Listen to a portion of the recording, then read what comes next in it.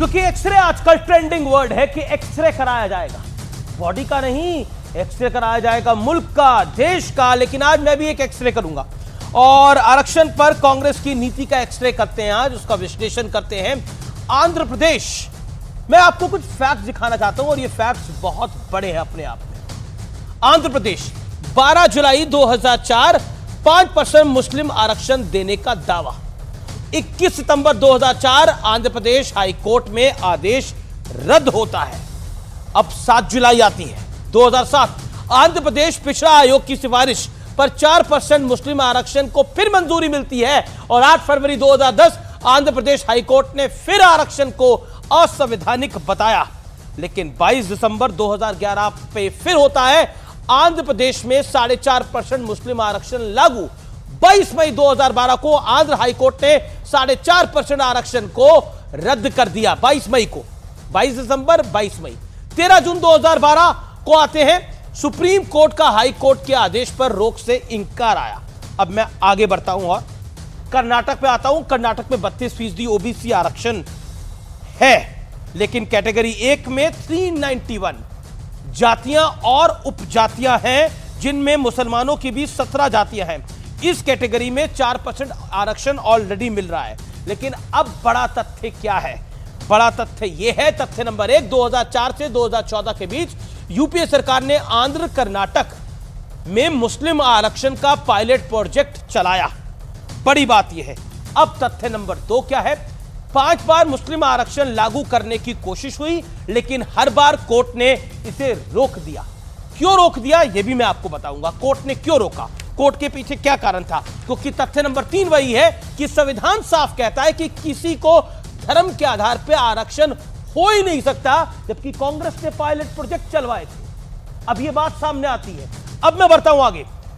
बड़ा प्रश्न क्या है आज का? और बड़ा प्रश्न यह है, गठबंधन चुनाव जीता तो क्या पूरे देश में पायलट प्रोजेक्ट लागू हो जाएगा? क्या अगर इंडिया अलायंस चुनाव जीतता है तो क्या यह पूरा पायलट प्रोजेक्ट लागू होगा, जैसा बीजेपी अंदेशा जता रही है? क्या पूरे देश में मुस्लिम आरक्षण को लागू कर दिया जाएगा? ओबीसी यानी OBC schedule caste, schedule tribe से आरक्षण लेके क्या एक तबके को आरक्षण देने की प्लानिंग है, जो पायलट प्रोजेक्ट आंध्र और कर्नाटक में चल चुके हैं? यह सवाल खड़ा होगा और इसी सवाल के साथ आज मैं जाता हूं अपने मेहमानों के बीच। मेरे साथ डॉक्टर अजय आलोक हैं, कंचना यादव हैं, मलूक नागर साहब हैं, अमीक जमई हैं, समाजवादी पार्टी के प्रवक्ता वारिस पठान हैं, एआईएमआईएम के प्रवक्ता। तो सीधा सवाल है आपसे कंचना यादव जी, इस चर्चा की शुरुआत आपसे करते हैं। क्या आपको लगता है कि जो आरोप है भारतीय जनता पार्टी का और उसके अंदर कर्नाटक का मॉडल है, आंध्र प्रदेश का मॉडल है, क्या आपको लगता है कि अगर इंडिया अलायंस की सरकार आएगी तो आरक्षण पर जो बीजेपी अब आशंका जता रही है कि आप एसटी, एससी, ओबीसी से आरक्षण ले लेंगे और इधर दे देंगे? देखिए अमीर जी, आपने आरोप की बात कही है तो मैं तथ्य की बात करूंगी।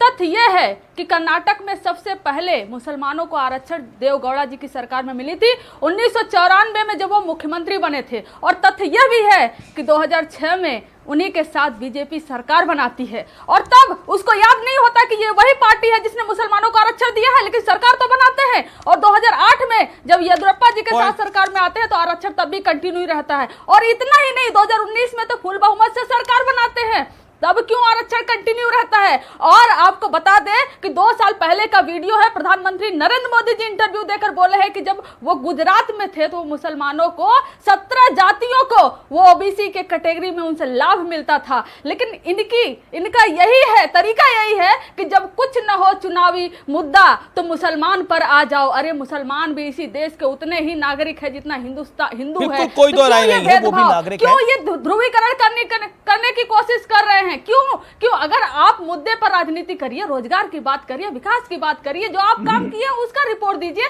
जनता आपको चुन लेगी। अगर आप ठीक है, वारिस पठान रिस्पॉन्ड करना चाह रहे हैं, वारिस पठान रिस्पॉन्ड करना चाह रहे हैं। एक second, doctor Ajay Alok, I will give you a chance. Doctor Ajay Alok, I will give you a chance. Amique Jamei भी मेरे साथ जुड़ गए हैं, उनका भी अभिनंदन है। वारिस पठान, ये खेल राजनीति का है या ये खेल तुष्टीकरण का है?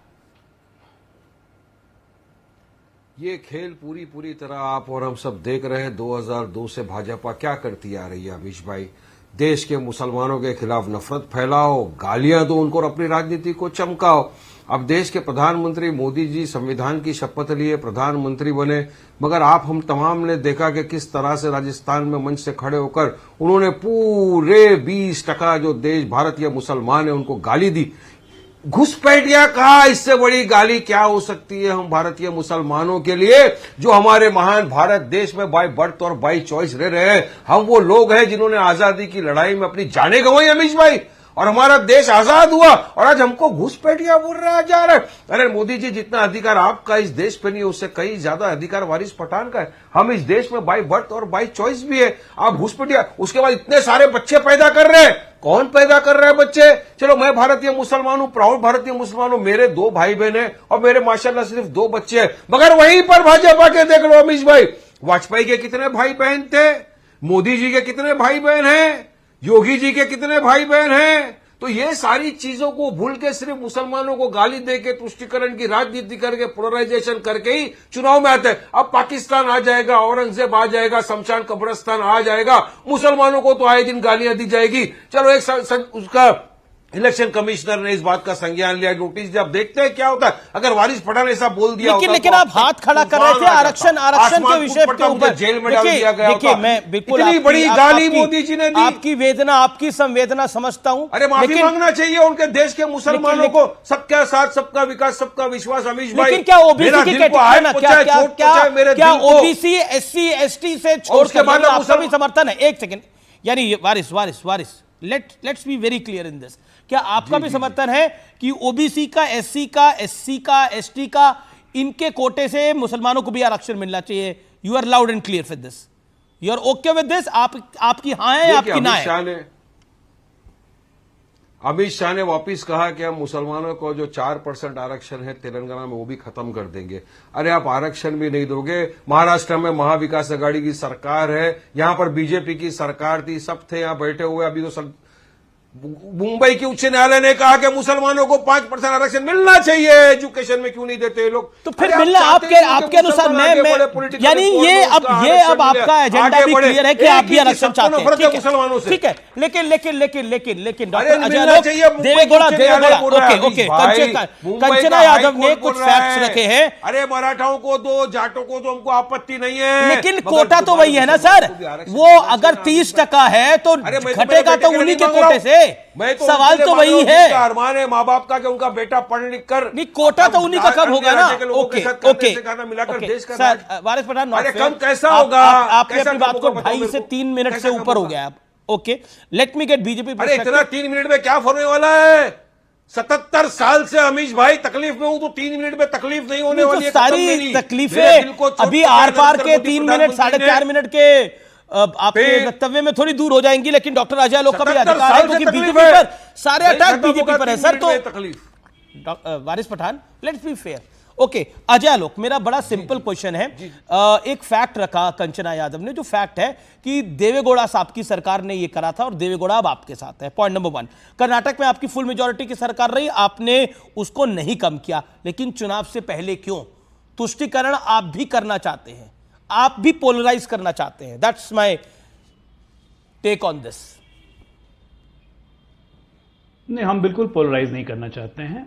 मंडल कमीशन पारा 12 में साफ साफ लिखा हुआ है कि मुसलमान में उन्हीं जातियों को पिछड़ा माना जा सकता है जो हिंदू की पिछड़ी या अंध पिछड़ी या अनुसूचित या अनुसूचित जनजाति से कन्वर्ट होकर मुसलमान में आए हैं। सैयद, पठान, शेख, इन सबको आप ओबीसी में नहीं ले सकते हैं। बहुत क्लियरली मेंशन्ड है मंडल कमीशन पारा 12। कर्नाटक में जो किया गया वो बिल्कुल संविधान और मंडल कमीशन का अपमान है। इसकी पुनरावृत्ति की जा रही है। एक तो ये जो आपने टेक्निकल फैक्ट्स मेरे से बोलने से पहले दिखा दिया, मुझे बोलने की जरूरत भी नहीं थी, लेकिन जिसको जानबूझ के समझना नहीं है वो समझेगा भी नहीं। अब आइए बात दूसरी पे करते हैं। ये कहते हैं 77 साल से मुसलमान बैठा हुआ है, सह रहा है, कितना और सहेंगे, 3 मिनट में बात कैसे निकलेगी? इनकी तो खैर कोई हैसियत नहीं है, राजनीति कोई वजूद नहीं है। 5-7 सीट पे लड़ते हैं, पता नहीं कितना जीतेंगे। लेकिन सवाल यहां बड़े कैनवस का है। कंचन जी बात को भाजपा विरोध में ले जा रही है, लेकिन ये नहीं समझ रही हैं कि जिस ओबीसी वर्ग से वो खुद आती हैं, यानी कि यादव, कुर्मी, कोयरी, ये ओबीसी वर्ग हो गया बिहार में, और फिर अत्यंत पिछड़ा वर्ग, उनका हक मार के मुसलमानों को दिया गया इन 3 राज्यों में। तो क्या बिहार में इसकी पुनरावृत्ति होने देंगी अगर सरकार में आएंगी? तो क्योंकि ये इंडी गठबंधन का हिस्सा है। यादवों को आरक्षण खत्म करके मुसलमानों को देना चाहिए क्योंकि ये इंडी वर्ग का हिस्सा है।